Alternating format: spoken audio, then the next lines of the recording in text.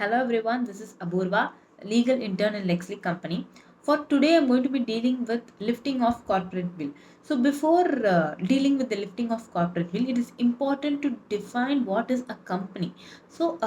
As of now, there's no definition, exact definition for company, but Section 3, Clause 1 attempts to define company. So it says that the company must be registered.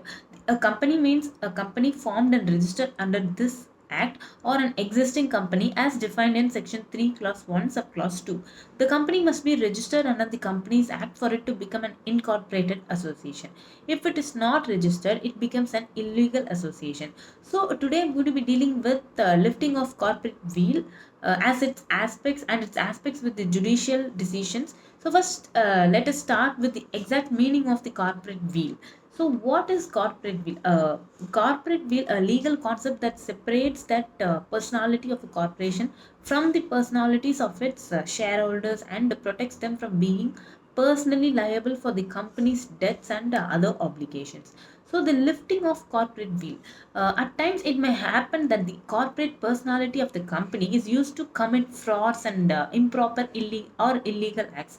Since an artificial person is not capable of doing anything illegal or fraudulent, the corporate personality might have to be removed or identify the persons who are really guilty. So this is known as lifting of corporate veil. So it refers to the situation where a shareholder is held liable for its corporation's debts despite the rule of limited liability and of separate personality. The wheel doctrine is invoked when shareholders blur the distinction between the corporation and the shareholders. A company or corporation can only act through human agents that compose it. As a result, there are two main ways through which a company becomes liable in company or corporate law. Firstly, through direct liability, and secondly, through secondary liability. So there are two existing theories for the lifting of corporate veil.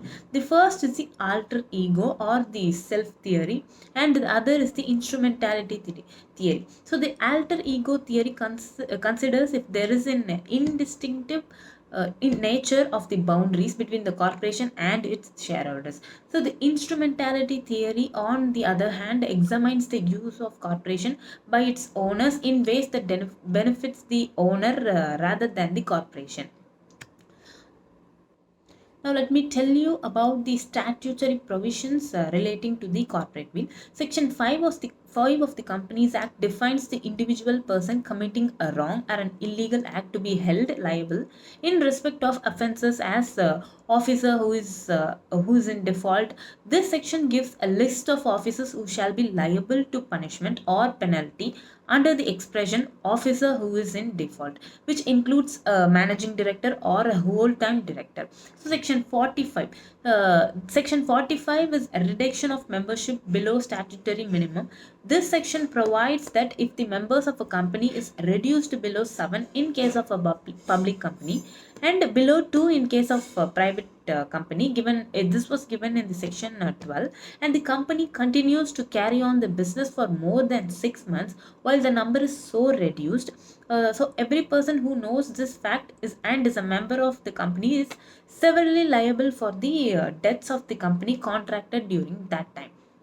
Next, in the case of Madan Lal versus Himat Lal and Company, the respondent filed suit against a private limited company and its directors for recovery of dues. The directors resisted the suit on the ground that at no point of time the company did carry on business with members below the legal minimum, and therefore the directors could not be made severally liable for the debt in question. It was held that it was for the respondent being dominus litis to choose persons of his choice to be sued. So section 147 describes misdescription of name. Under subsection 4 of this section, an officer of a company who signs any bill of exchange, promissory note, check wherein the name of the company is not mentioned in the prescribed manner, such officer can be held personally liable to the holder of the bill of exchange, etc. So, unless it is duly paid by the company, such instance was observed in the case of Helden and Aldernon. So section 299 of this act says that this section gives effect to the following recommendation of the company law committee. It is necessary to provide that the general notice which a director is entitled to give to the company in his interest in a particular company or firm under the proviso of subsection 1 of section 91A should be given at a meeting of the directors or take reasonable steps to secure that it is brought up and read at the next meeting of the board after it is given. So, this section applies to all public as well as private companies. Failure to comply with the requirements of this section will cause vacation of the officer of the director and will also subject him to penalty under subsection 4. Now, section 307 and 308. Section 307 applies to every director and every deemed director. Not only the name, description, and amount of shareholding of each of the persons mentioned, but also the nature and extent of interest or right in or over any shares or debentures of such person must be shown in the register of the shareholders. That's it for today. Thank you. If you like my video, please subscribe to the channel and be updated. Thank you.